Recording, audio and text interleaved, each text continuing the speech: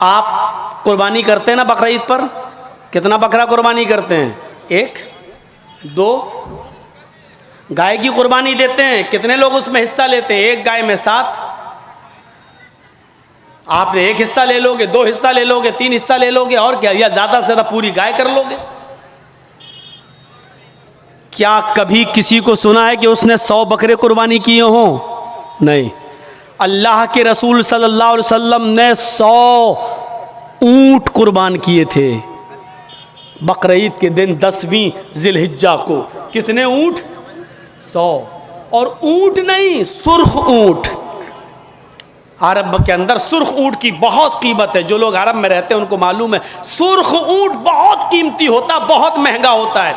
जैसे आपके यहाँ कोई बकरा जिसकी खाल पर अगर अल्लाह लिखा हुआ आ जाए या मोहम्मद लिखा हुआ आ जाए तो उसकी कीमत बढ़ा दिया जाता, बढ़ जाती है। 1.5 लाख, 2 लाख, 2.5 लाख। एक मरतबा मैं मार्केट में गया तो आदमी दिखाने लगा कि उसमें लिखा, देखिए मोहम्मद लिखा है।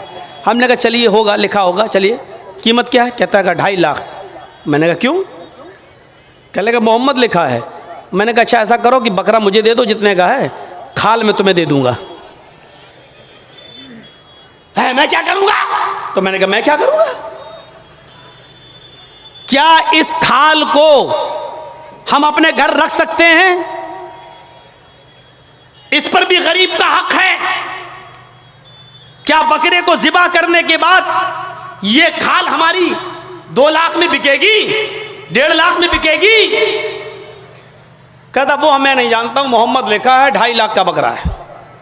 मैंने कहा मैं कह तो रहा हूं कि खाल तू बेच देना जितने की बिके, बकरा 10,000 में हमें दे दे, 12,000 में हमें दे दे। कहने लगा जाइए मौलाना साहब आप हमारा रेट क्यों वो कर रहे हो? लोगों ने एक फजूल की बहस बढ़ा दी। इस पर अल्लाह लिखा है तो इसकी कीमत बढ़ गई, मोहम्मद लिखा है तो इसकी कीमत, जिस पर ये चीज़ें लिखी हुई हो और कम कर दो उसकी कीमत। मेरे भाइयों, किसी हदीस में नहीं आया है कि जिस बकरे पर अल्लाह लिखा हो तो उसको इतने रुपए में खरीदो। और लिखा होता नहीं है, वो हमें और आपको उसका एक नक्श दिखाई देता है। बस ये अलिफ बाल ये लाम पूरी तरीके से देखा जाए तो पूरा लिखा हुआ भी नहीं होगा, उस पर तशदीद बनी होगी, फिर उस पर खड़ा अलिफ होगा, फिर आप पूरी तरीके से अगर देखें तो मिलेगा भी नहीं ऐसा, लेकिन महसूस ऐसा कराएंगे कि देखिए ये अल्लाह। हालांकि देखा जाए तो ये भी अल्लाह ही है। देखिए ये भी अल्लाह ही है। अलिफ, ये अलिफ हो गया ना, और लाम कैसा होता है? ये लाम हुआ, फिर एक और लाम हुआ, फिर ये उसके ऊपर का अलिफ, और ये है। तो देखा जाए ये क्या है? अल्लाह ही है। अगर आप इस पर रोशनाई लगा दें पूरा, और फिर उसको आप ये दाहिने हाथ को इस तरीके से दीवार पे छाप दें तो आप देखेंगे अरबी में अल्लाह ही लिखा हुआ नजर आएगा, अल्लाह ही लिखा हुआ नजर आएगा। अब बताइए, जब अल्लाह लिखा हुआ नजर आएगा तो हम क्या माने? अब इस हाथ से आदमी शराब भी पी रहा है, अब इस हाथ से आदमी जुआ भी खेल रहा है, इस हाथ से गलत चीजों को भी पकड़ रहा है। तो इन चीजों से हैसियत नहीं बढ़ जाती है? साधुओं की तरह अल्लाह के रसूल के पास सब कुछ था, लेकिन कोई चीज आपने अपने ऊपर खर्च नहीं की। तारीख बताती है 100 ऊंट हमारे पास अगर 2 जानवर भी आ जाए कुर्बानी के लिए तो आज हम 10वीं को करते हैं और दूसरा बकरा 12वीं को करेंगे। क्यों? मेरी बेटी आएगी, मेरी बहन आएगी, मेरे रिश्तेदार आएंगे।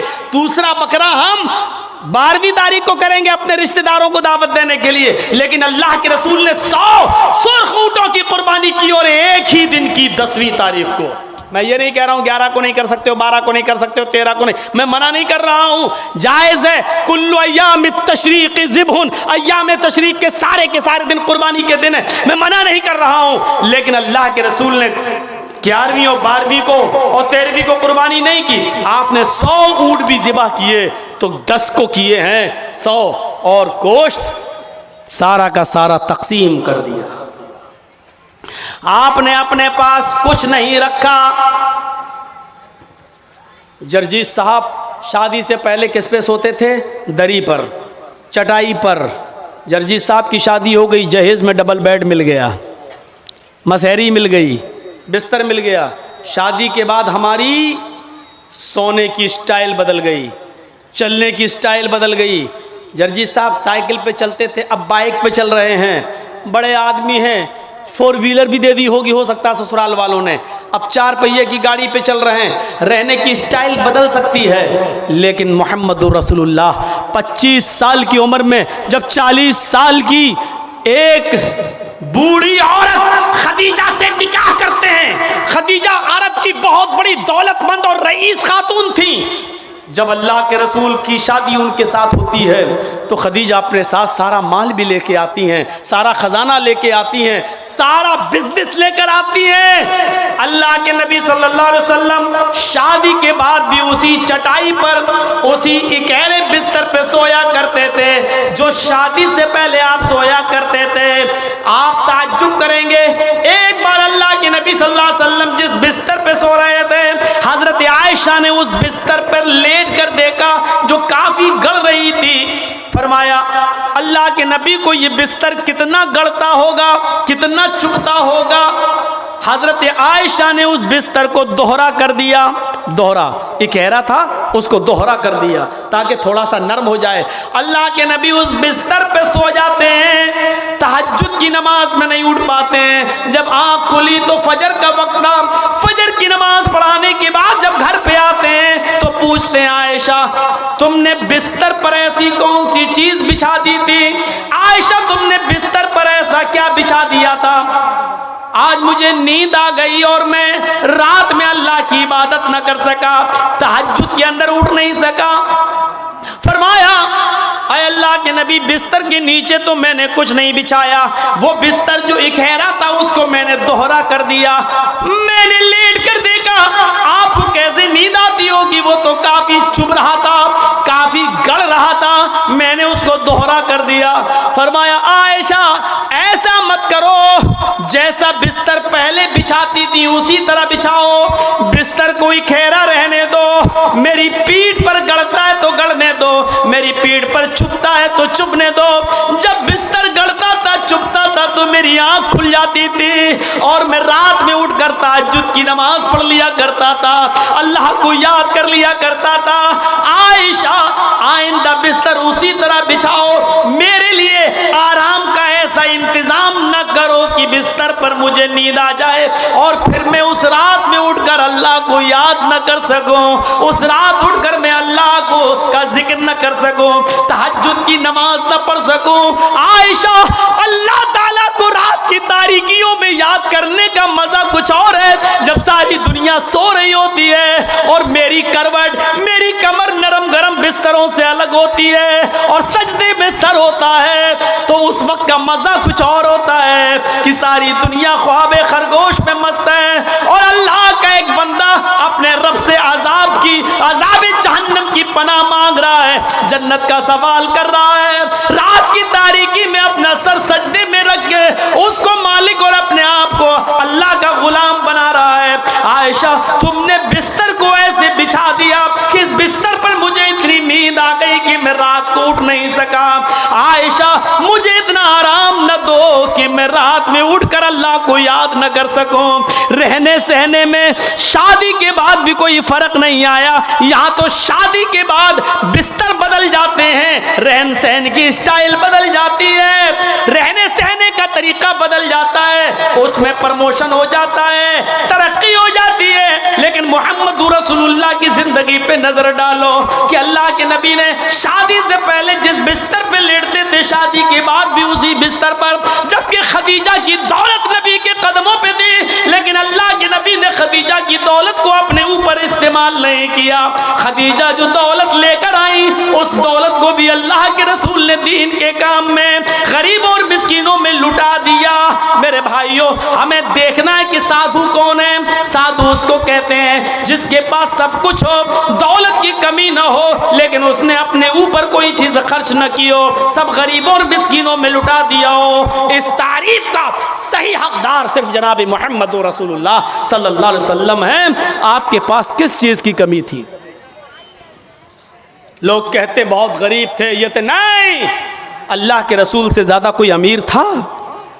अल्लाह ने कहा था कहो तो इस पहाड़ को हम सोने का बना दें, और ये ओहद पहाड़ जब सोने का बन जाए तो जहां आप चलें ये पहाड़ भी आपके साथ चले। लेकिन अल्लाह के नबी ने अल्लाह ताला के इस फरमान को, इस गुजारिश, अल्लाह ताला के इस हुक्म को नाफिज होने के बाद मना कर दिया कि नहीं नहीं, आए अल्लाह मुझे दुनिया में आराम नहीं, सोना नहीं चाहिए, चांदी नहीं चाहिए, बल्कि आपने फरमाया अल्लाहुम्मा जअलनी फी हयाती मिस्कीना, आए अल्लाह दुनिया में मुझे जितने दिन जिंदा रख, मिस्कीन बना के जिंदा रखना। आए अल्लाह जब मुझे मौत आए तो हालत मिस्कीनी में मुझे मौत आए, और अल्लाह कल क़यामत के दिन जब मैं उठाया जाऊं तो फकीरों में और मिस्कीनों ही में मैं उठाया जाऊं। ये अल्लाह के रसूल की दुआ थी, जबकि अल्लाह ताला तो ओहद पहाड़ को सोने का बनाने के लिए तैयार था। नबी अकरम जहां चलते पहाड़ आपके साथ साथ चलता, लेकिन अल्लाह के रसूल ने पहाड़ को सोने का बनाने से मना कर दिया और कहा कि मुझे दुनिया के ऐशो आराम नहीं चाहिए। हजरत अब्दुल्ला इब्ने उमर ने बिस्तर पर लेटकर देखा तो कहा अल्लाह के नबी ये क्या है। जब अल्लाह के नबी उस बिस्तर पर सो के उठे तो देखा कि उस निशान पड़ गए। आप किसी खुरदुरी चटाई पर लेटिए, नंगी पीठ, जब आप उठेंगे तो चटाई के निशान आपकी पीठ पर पड़ जाएंगे। अल्लाह के नबी की पीठ पर जब निशान पड़े तो हज़रत अब्दुल्ला इब्ने उमर ने जब ये देखा तो चीख पड़े, आए अल्लाह के रसूल, आप तो यहूद और नसारा तो नरम गरम बिस्तर पर सोएं, और आप जो हैं ऐसी चटाई पर जिससे आपके निशान पड़ जाएं। नहीं नहीं, आज के बाद आप इस चटाई पर नहीं सोएंगे। आपने कहा फिर लवित्तखज़ना लकवतान, आज हम आपके लिए एक नरम गरम बिस्तर बना देंगे, नरम गरम गद्दे का इंतजाम कर देंगे, आप उसके ऊपर सोना। अल्लाह के नबी सल्लल्लाहु अलैहि वसल्लम ने फरमाया नहीं, आए अब्दुल्ला मेरे लिए नरम गरम बिस्तर का इंतजाम मत करना। माली वलिद दुनिया माना फिद दुनिया इल्ला कराकिबिन इस्तज़ल्ला तहता शजरा थुम्मा राहा। नहीं नहीं, आए अब्दुल्ला मेरे लिए नरम गरम बिस्तर नहीं, मैं तो इस दुनिया में एक मुसाफिर की तरह हूँ। जैसे मुसाफिर थक जाता है तो एक सायादार दरख्त के नीचे आराम करने के लिए बैठ जाता है, थोड़ा पानी पीता है, सस्ताता है और फिर उठ के चल देता है। मैं भी इस दुनिया में एक मुसाफिर की तरह हूँ, चंद दिन रहूंगा और फिर ये दुनिया छोड़ के चला जाऊंगा, फिर इस दुनिया से मैं निकल जाऊंगा। मैं तो एक मुसाफिर की तरह हूँ। नहीं नहीं, एक हदीस में आता है आपने हजरत उमर को सख्ती से मना किया था, मेरे लिए नरम गरम बिस्तर न बनाना। लहुम फिद दुनिया व लना फिल आखिरा, ये नरम गरम बिस्तर इन यहूद और नसारा के लिए दुनिया में है और हमारे लिए आखिरत में है। हमारे लिए आखिरत के अंदर बनाए, आखिरत में है, हमारे लिए दुनिया में नहीं है, हमारे लिए आखिरत के अंदर बनाए गए हैं। इसलिए हमें दुनिया के ऐशो आराम नहीं चाहिए। साधु इसको कहते हैं जिसके पास सब कुछ हो लेकिन उसने गरीबों पर निछावर कर दिया हो, मिस्कीनों पर लुटा दिया हो, अपने पास उसने कुछ ना रखा हो। आसिना साधुत मनम, जो साधुओं की तरह अपनी जिंदगी गुजारेगा, अष्टो गुणा, और उसके अंदर 8 खूबियां पाई जाएंगी। अब 8 खूबियां भी देख लो किसके अंदर थी। अल्पभाषी, वो कम बोलेगा। कम बोलने वाला कौन था? पूरी जिंदगी आप पढ़ जाइए, मुहम्मदुर रसूलुल्लाह सल्लल्लाहु अलैहि वसल्लम से ज्यादा कम बोलने वाली शख्सियत आपको नहीं मिलेगी। जरूरत के वक्त बोलना और उतना बोलना जितनी जरूरत है, उससे ज्यादा नहीं।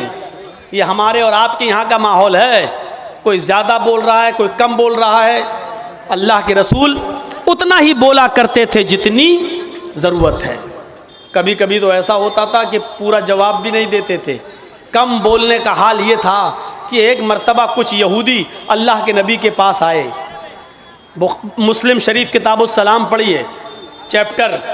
नबी अकरम के घर पे आए, दरवाजे को दस्तक दी, अल्लाह के रसूल ने दरवाज़ा खोला, यहूदियों ने सलाम किया। दर हकीकत वो सलाम नहीं था, बल्कि उस सलाम के अंदर छिपी हुई बद्दुआ थी। उन यहूदियों ने आते ही कहा अस्सलामु अलैकुम या रसूल अल्लाह, अस्सलामु अलैकुम।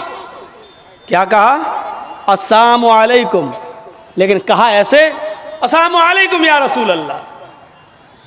अरे अल्लाह के रसूल, आप पर मौत हो, अस्सलामु अलैकुम नहीं कहा उन्होंने सलामती हो, बल्कि क्या कहा, अस्सलामु अलैकुम, मौत हो आप पर, बर्बाद हो जाएं आप।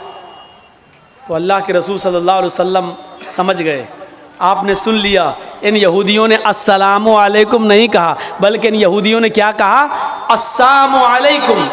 तो अल्लाह के रसूल ने इतना कम जवाब दिया, मुख्तसर, चूँकि आप कम बोलते थे, आपने उसका बहुत ही शॉर्ट में जवाब दिया, वालेकुम। यहूदी झिलमिला गए हैं।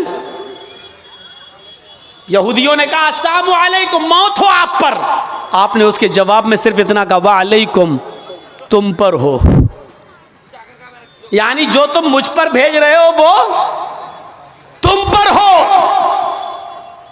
हजरत आयशा ने जब सुना तो उन्होंने अंदर से पर्दे की ओर से चीखते हुए कहा, वालेकुमुस्सलाम या यहूद व लानतुल्लाह। आए यहूदियों, मेरे शौहर पर तुम मौत भेजते हो, तुम पर मौत हो और अल्लाह की लानत हो। तो अल्लाह के रसूल ने हजरत आयशा को डांटा था और कहा था, आयशा ये तुमने गलत किया, आयशा तुम्हें ऐसा नहीं करना था। हजरत आयशा ने कहा, अल्लाह के रसूल आपने सुना नहीं, आप पर मौत भेज रहे हैं वो। अल्लाह के नबी ने कहा, आयशा क्या तुमने सुना नहीं, मैंने उनको क्या जवाब दिया? उन्होंने कहा अस्सलामु अलैकुम, मैंने कह दिया वालेकुम। जो उन्होंने मुझ पर भेजा मैं उनको भेज चुका हूं, मैं उनको बोल चुका हूं। तुमने अपनी तरफ से ज्यादती की है, गलत किया, जाओ माफी मांगो तुम। मेरे प्यारे साथियों, तसव्वुर करें आप, अल्लाह के नबी कितना कम बोलते थे। कम बोलने को अपनी आदत बनाइए, जरूरत के तहत बोलिए, क्योंकि ज़बान से ही अक्सर गुनाह होते हैं। ज़्यादा ज़बान इस्तेमाल करोगे फिसलेगी। इसलिए हज़रत अबू बकर सिद्दीक कभी कभी कान में मिसवाक लगाते थे। यह मिसवाक, नमाज का टाइम हुआ, मिसवाक किया, फिर कान में लगा लिया। इस मिसवाक को एक बार अपने दाहिने हाथ में पकड़े और ज़बान खींच रहे थे ऐसे, और मिसवाक ज़बान पे मार रहे थे ऐसे। हज़रत उमर ने कहा, ये क्या कर रहे हो? कहा, इस ज़बान को सज़ा दे रहा हूं। कहा, किस बात की? यही ज्यादा बोलती है, इसको औकात में रख रहा हूं, इसको बता रहा हूं, देख अगर ज्यादा बोलने का काम तूने किया तो तेरी पिटाई लगेगी इस मिसवाक से। ऐसा मैं इसलिए कर रहा हूं ताकि जबान हमारी कंट्रोल में रहे, क्योंकि अक्सर लोग जहन्नम में जबान की वजह से जाते हैं। यही वजह थी कि अल्लाह के नबी सल्लल्लाहु अलैहि वसल्लम ने जन्नत में जाने वाले लोगों की जब एक लिस्ट तैयार की तो उन नौजवानों को नहीं भूला। फरमाया, आए नौजवानों, तुम मुझे दो चीजों की जमानत दो, तुम मुझे दो चीजों की जमानत दो, मैं तुम्हें जन्नत की जमानत देता हूं। मैं यज़मली, कौन है जो मुझे दो चीजों की जमानत देता है? तुम मुझे दो चीजों की गारंटी दो, मैं तुम्हें जन्नत की गारंटी देता हूं। सहाबा ने पूछा, अल्लाह के नबी वो दो चीजें क्या हैं? आपने फरमाया, अल फमु वल फर्ज, एक मुंह, एक जबान, और दूसरी शर्मगाह यानी जिनाकारी।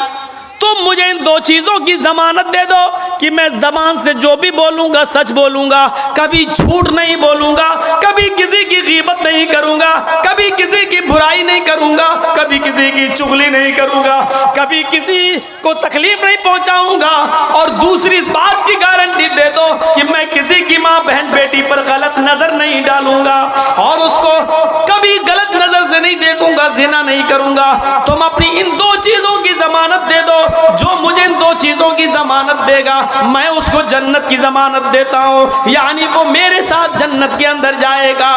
जबान की वजह से अक्सर लोग जहन्नम में जाते हैं और दूसरी शर्मगाह जिनाकारी की वजह से जहन्नम का शिकार होते हैं लोग। तो मेरे प्यारे साथियों, अल्लाह के रसूल बहुत कम बोला करते थे और कम बोलने का हुक्म भी दिया करते थे कि लोगों जरूरत के तहत बस बोलो, ज्यादा मत बोलो।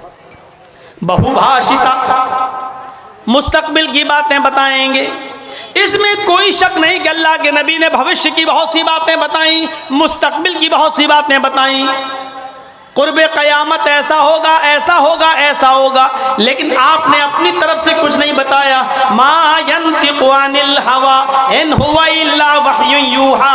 मेरे नबी अपनी तरफ से कुछ नहीं बोलते, वो जो कुछ भी बोलते हैं अल्लाह रब्बुल आलमीन की तरफ से वही के आ जाने के बाद। लेकिन मुस्तकबिल की बातें बताई, ये बात ठीक है नहीं? देखिए अल्लाह के नबी ने 1400 साल पहले फ्यूचर की ये बात बताई थी जो आज हर्फ बहर्फ साबित हो रही है। निसाउन कासियातुन आरियातुन मुमीलातुन वमाइलात।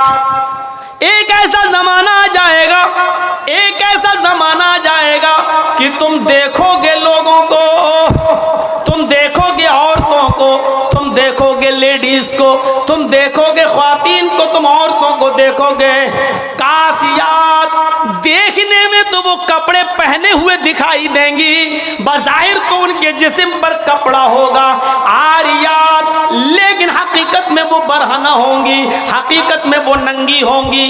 कपड़ा तो पहनेंगी लेकिन कपड़ा पहनने के बावजूद वो नंगी होंगी, वो बरहना होंगी। आज उनके कपड़े देख लो, छोड़िए शादियों का हाल, जलसे में आने वालियों को देख लो।